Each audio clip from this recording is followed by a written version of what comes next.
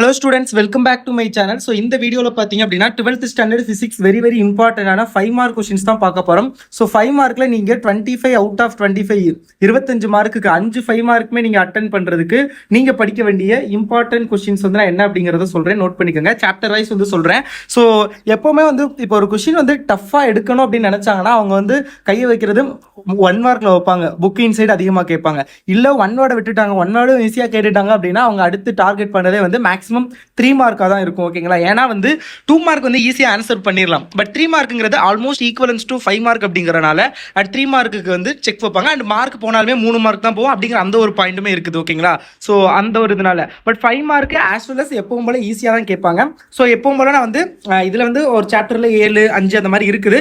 But நான் இதை வந்து கம்மி பண்ணி கொடுக்குறேன் உங்களுக்கு வந்து இப்போ நான் மார்க் பண்ணி காமிக்கிறேன். ஸோ அதை மட்டும் நீங்கள் வந்து ப்ரிப்பேர் பண்ணிக்கோங்க போதும். அதை தாண்டி வேறு எதுவும் நீங்கள் வந்து ப்ரிப்பேர் பண்ண வேணாம். ஸோ வாங்க எதெல்லாம் இம்பார்ட்டன்ட் கொஸ்டின்ஸ் அப்படிங்கிறத பார்க்கலாம் சாப்டர் வைஸ். அதுக்கு முன்னாடி 12th ஃபிசிக்ஸில் நீங்கள் நல்ல மார்க் ஸ்கோர் பண்ணணும் அப்படின்னு நினச்சிங்கன்னா இப்போ நினைக்கலாம் கூட கண்டிப்பாக எடுத்து காமிக்கணும். ஓகேங்களா? ஏன்னா வந்து லாஸ்ட் எக்ஸாமு நெக்ஸ்ட் 3 days தான் படிக்க போகிறீங்க அப்படின்னு சும்மாலாம் சொல்ல மாட்டேன். அதுக்கப்புறம் காலேஜ் போயில படிக்க தான் போகிறீங்க. பட் ஸ்டில் வந்து அந்த ஸ்கூல் ஏன்னா நெக்ஸ்ட் அடுத்து வந்து உங்களுக்கே தெரியும் எப்படி படிக்கணும், என்னென்ன பண்ணணும், அந்த மாதிரி இம்பார்ட்டன்ட் கொஸ்டின்லாம் நீங்கள் எக்ஸ்பெக்ட் பண்ண மாட்டீங்க.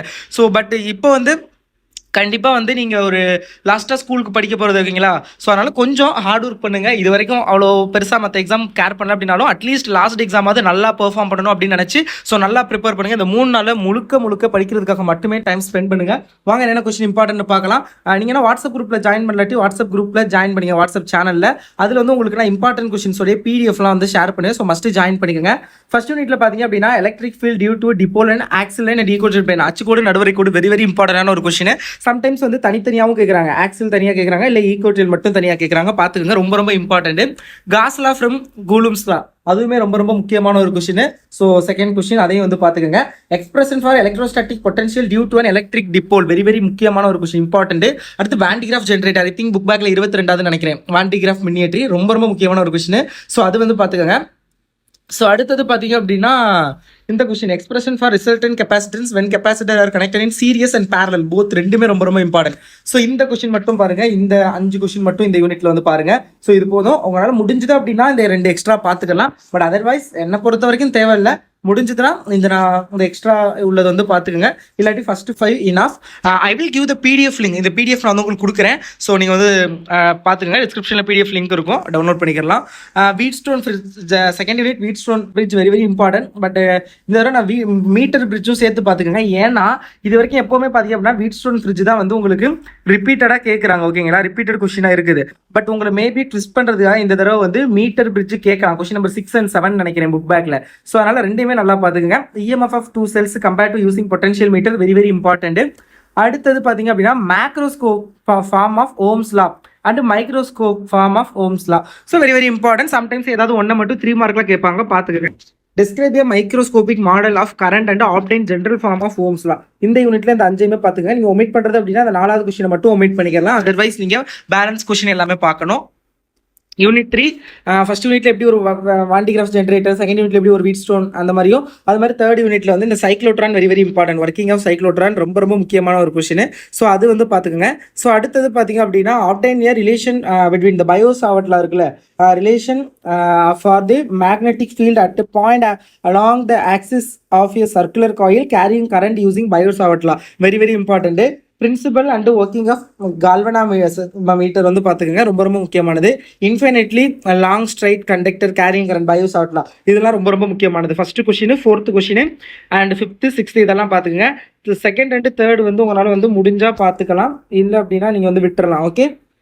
ஸோ அடுத்தது 4th யூனிட்ல பார்த்தீங்க அப்படின்னா working of single phase AC very இம்பார்ட்டன்டான ஒரு கொஸ்டின், அது வந்து பார்த்துக்கோங்க. ஸோ அடுத்தது பார்த்தீங்க அப்படின்னா ஒரு நிமிஷம்.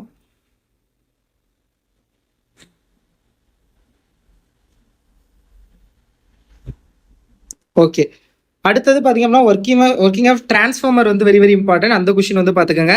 ஸோ அடுத்தது பார்த்தீங்க அப்படின்னா self induction of coil terms, அந்த கொஸ்டின் ரொம்ப இம்பார்ட்டன்ட். இது ஆர்எல்சி தொடர் ஆர்எல்சி சுற்று ரொம்ப முக்கியமான ஒரு கொஸ்டின் இந்த யூனிட்ல. ஸோ நல்லா பார்த்துக்கோங்க. ஸோ அடுத்தது பார்த்தீங்க அப்படின்னா இதில் ஸோ கிராஃபிக்கல் ரெப்ரஸன்டேஷன் அதெல்லாம் வேணாம், விட்டுறலாம்.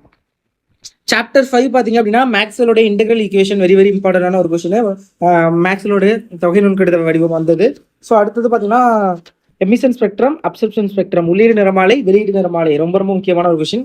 Maxwell modification of Ampere circuit law, இதெல்லாம் வந்து பார்த்துக்கோங்க. ஸோ இதெல்லாம் தான் ரொம்ப ரொம்ப முக்கியமான கொஸ்டின். முடிஞ்சா properties of electromagnetic wave பாருங்க, இல்லாட்டி வேணாம். ஓகே, ஸோ அடுத்தது 6th யூனிட்ல பார்த்தீங்க அப்படின்னா டெப்ரெஷன் வந்து முடிஞ்சா பார்த்துக்கோங்க. ஓகேங்களா, டிஸ்பிரஷன் ரொம்ப ரொம்ப இம்பார்ட்டன்டான ஒரு கொஸ்டின். முடிஞ்சா பாருங்க, இல்லாட்டி வேண்டாம். ஃபிசியோடோ மெத்தட், டிமைன் ஸ்பீட் ஆஃப் லைட் ரொம்ப ரொம்ப முக்கியமான ஒரு கொஸ்டின். லென்ஸ் மேக்கர் ஃபார்முலா ரொம்ப ரொம்ப முக்கியமான ஒரு கொஸ்டின். ஸோ அதுவுமே வந்து பார்த்துக்கோங்க. ஸோ அடுத்தது பார்த்தீங்கன்னா equation, angle deviation, produce by equation, induction, prism ரொம்ப ரொம்ப முக்கியமான ஒரு கொஸ்டின். மெட்டீரியல் ஆஃப் பிரிசம் அது வந்து பார்த்துக்கோங்க. மிரர் ஈக்குவேஷன் ரொம்ப ரொம்ப முக்கியம். இதெல்லாம் வந்து பார்த்துங்க 6th யூனிட்ல. 7th யூனிட்ல பார்த்தீங்க அப்படின்னா யங்ஸோட டபுள் ஸ்பிளிட் எக்ஸ்பெரிமெண்ட் ரொம்ப ரொம்ப முக்கியமான ஒரு கொஸ்டின். அது வந்து பார்த்துக்கோங்க. ஈக்குவேஷன் இது Young's double slit experiment, equation for path difference அது பார்த்துங்க. Single slit and obtain the condition for nth minimum, அந்த கொஷின் முடிஞ்சா பார்க்கலாம், இல்லாட்டி வந்து வேண்டாம். ஸோ அடுத்தது பார்த்தீங்க அப்படின்னா about compound microscope and equation of the magnification, இதுவும் பார்த்துக்கோங்க. யூனிட் 8ல பார்த்தீங்க அப்படின்னா எயின்ஸ்டீனோட ஃபோட்டோ எலக்ட்ரிக் ஈக்குவேஷன் ரொம்ப ரொம்ப ரொம்ப ரொம்ப முக்கியமான ஒரு கொஸ்டின். அது வந்து பார்த்துக்கோங்க.